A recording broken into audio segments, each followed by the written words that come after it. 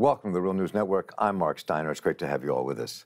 At the end of last year, we examined the coming election in the Democratic Republic of the Congo. The people of the DRC and those concerned around the globe held their collective breath with this very historic election.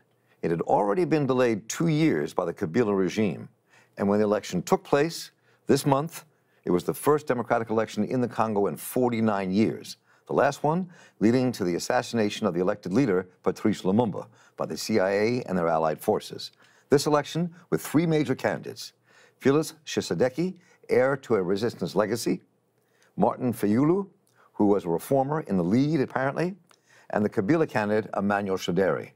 The tensions began almost immediately when the Roman Catholic Church, with 40,000 election observers, declared Fayulu the winner. But the government declared Tshisekedi the winner. And the question is, has democracy won, or did we just witness a coup by Kabila? We are joined by Kambale Musavuli, who is national spokesperson for the Friends of the Congo. And Kambale, welcome. Good to have you back here at The Real News. Thanks for having me. Always good to have you here. So take us back a little history. When we talked last year, we talked about the historic nature of this election, and then we saw things kind of really explode right after the election took place over who actually won this election. So give us some context here.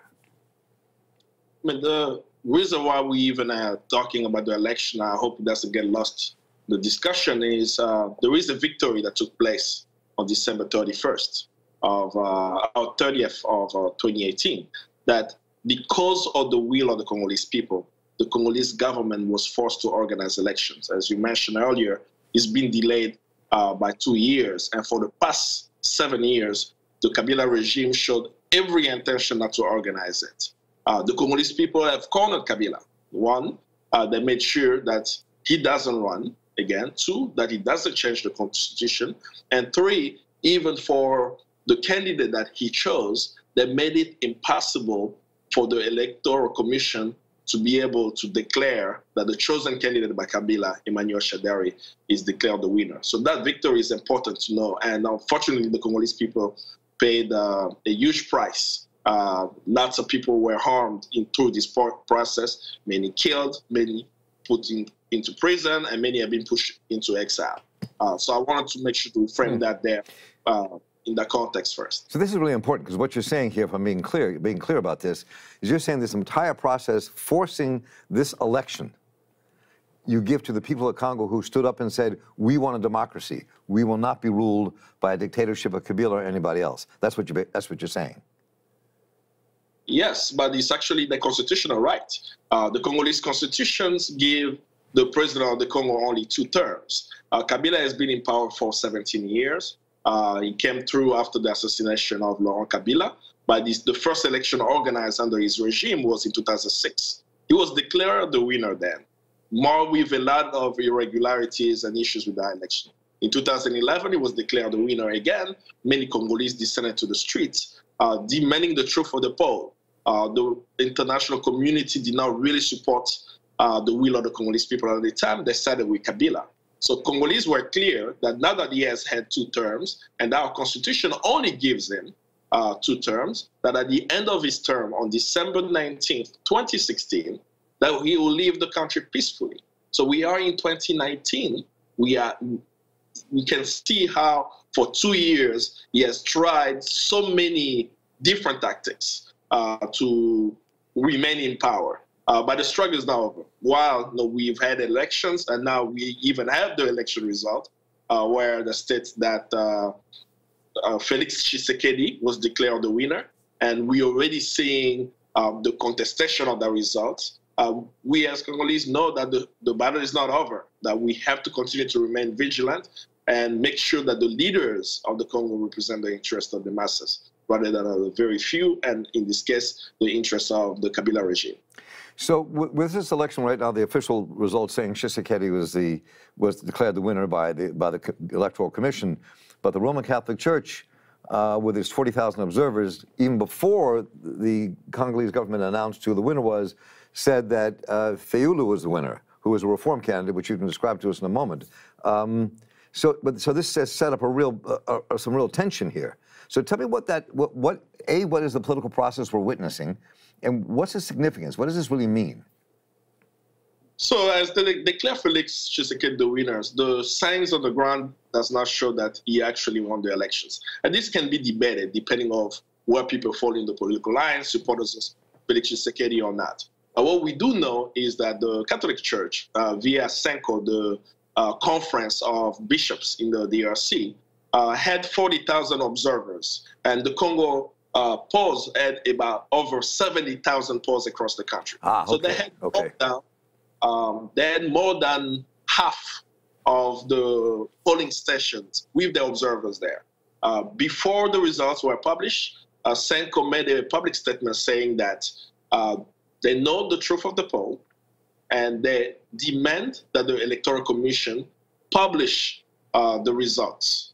They also, in private, met with foreign diplomats and they shared with them the result that they had. And the reason why they did it this way is because Congolese law does not allow institutions to publish results. They only allow the Electoral Commission to be the first to publish results. So after the results came out, what CENCO said clearly, which is a trusted, legitimate institution in the Congo, they say publicly that the result published by the Electoral Commission does not match what they actually saw in the 40,000 polls they observed.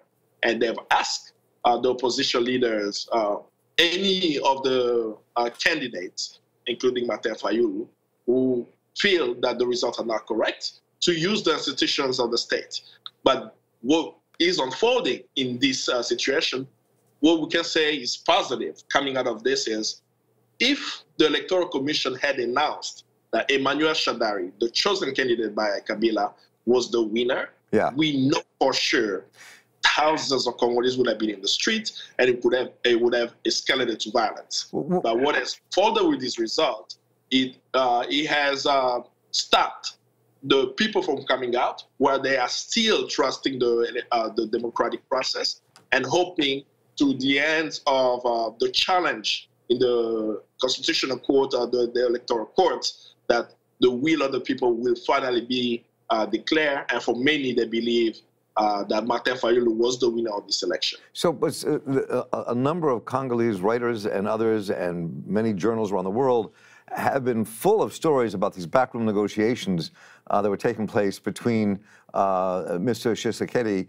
and the regime itself for transfer of power to him when they realized he was going to have a significant amount of votes that they could kind of tie into a victory if they could fudge things. So is that real? And if that is real, what comes next?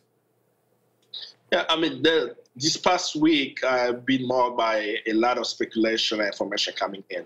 I do think that there are some merits to that information. That, in the beginning of the week, there were discussions that Felix Tshisekedi met with the regime and so on. But I will point out to certain things that have happened around him beyond speculation. About 3 or 4 days ago, before the results was published, what happened is that Felix Tshisekedi changed his political language. He starts speaking about how, as Congolese, we have to come together. He has forgiven Joseph Kabila. He believes that Joseph Kabila is a great leader who is the first president in the Congo to allow peaceful transfer of power. And remember, Kabila extended his stay by over 2 years, and that's the statement of the so-called president-elect. And he even offered a comment that's making everyone worried, that he could, if he is the president, the new president of the Congo, he will give Kabila an ambassadorship position so that he could go around the world representing the Congo in a positive light. But of course, we hear the results, so we can go on and on around some of the issues around Felix Tshisekedi. But at the end, we have we have a credible institution such as CENCO, which has already stated that the result doesn't reflect the truth of the poll. We hope that through the legal process that Martin Fayulu will undertake, there will be some form of truth of the poll that will come out. Because if the Congolese people do not trust the process, the outcome of the process, either stating that Felix Tshisekedi is now the president or reverting to what the people actually want to see, Martin Fayulu being the president, I know that the people will hit the streets and the situation will escalate. So that's why I see this situation quite fluid, but I also understand that in this historic moment, the Congolese people must claim the victory, that they forced a government that did not want to organize elections. They were able to achieve that goal, and now they must remain engaged in the democratic process to make sure that the will of the Congolese people is reflected in the result published by the Electoral Commission. So very quickly here, before we run out of time, so what happens next, and what do you see happening next? Martin Fayulu has declared that he's going to go to court to challenge the results. We have seen foreign governments put out statements saying that they acknowledge that the Electoral Commission has presented provisional results. Remember, this is not the final result. Provisional result of the elections, and they're demanding that the process of challenging these results is transparent. So we know that this is not over.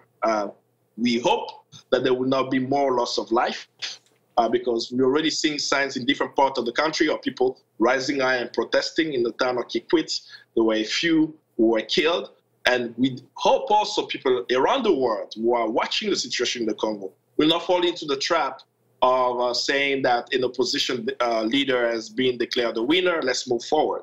It's very important for Congolese who have been under the yoke of oppression, conflict, that the first time they get a second chance in electing a leader that they want, that their will is not stolen. So it's up to us around the world watching to keep informing others, and for those who have leverage of putting pressure either on the Congolese government, the African Union, the SADC, the United Nations, use their power to make sure that the will of the Congolese people is reflected with the final results coming up in a few days, say a couple of weeks. Well, I really appreciate the depth of your reflection here, Kambale. This has been a fascinating learning experience for all of us, and I think we really have to follow this closely. This could be a very historic moment. Whatever happens, it's going to be a historic moment. And Kambale Musavuli, thank you so much for being with us. It's been a pleasure to have you here, and look forward to continuing this conversation with you about the future of the DRC. Thank you. Thank you very much. And I'm Mark Steiner here with the Real News Network. Thank you so much for being with us. Take care.